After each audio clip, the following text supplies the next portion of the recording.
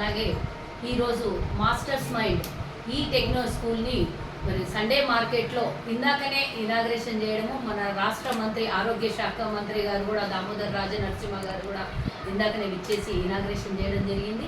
మరి మనం ముఖ్య అతిథి అలాగే మన జగ్గన్న పేరు చెప్తేనే సంగారెడ్డిలో ఆప్యాయతగా పలకరించేటటువంటి ప్రతి ఒక్కరికి నిర్మలక్క తెలియనటువంటిది కాదు, ప్రతి ఒక్కరి గుండెల్లో ఉన్నటువంటి నిర్మలక్క ఈరోజు ఇండస్ట్రియల్ కార్పొరేషన్ చైర్మన్ గారు కూడా ఈరోజు ముఖ్య అతిథిగా రావడం జరిగింది.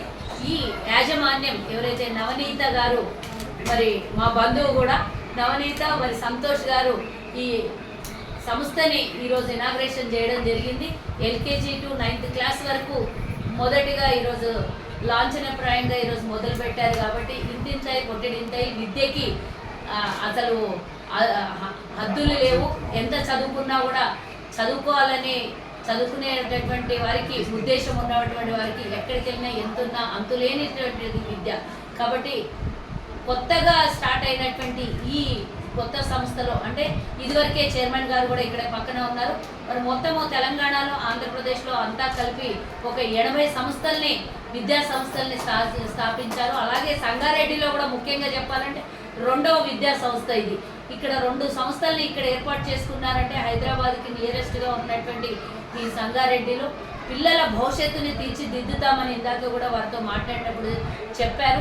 80 సంస్థలు నడిపిస్తున్నారు అంటే ఆటోమేటిక్గా అన్ని సంస్థలలో మంచి కీర్తి ప్రతిష్ట, పిల్లలు కూడా ఉన్నత విద్యను అభ్యసించి పైకి వెళ్ళారు అని అంటేనే అన్ని బ్రాంచ్లను ఓపెన్ చేయడానికి వారికి ఒక కీలకమైనటువంటి ఆవశ్యకత తెలంగాణ ప్రజలు కల్పించారని కూడా ఈ సందర్భంగా తెలియజేస్తున్నాను.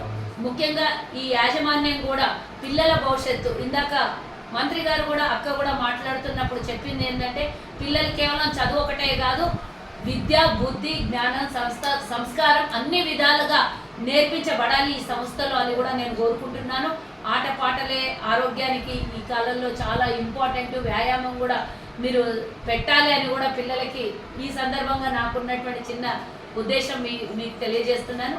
అన్ని విధాల ఇక్కడి నుంచి చదువుకున్నటువంటి ప్రతి విద్యార్థి కూడా పై స్థాయిలో ఎదిగి రాష్ట్రానికి విద్యకి తల్లిదండ్రులకి ఇచ్చినటువంటి గురువులకి కూడా మంచి పేరు సంపాదించి మంచి స్థానంలో ఉండాలని ఈ సందర్భంగా కోరుకుంటూ ఈ అవకాశం కల్పించినటువంటి ఈ యాజమాన్యానికి అలాగే చైర్మన్ గారికి అందరికీ కూడా కృతజ్ఞతలు తెలియజేస్తూ జై హింద్.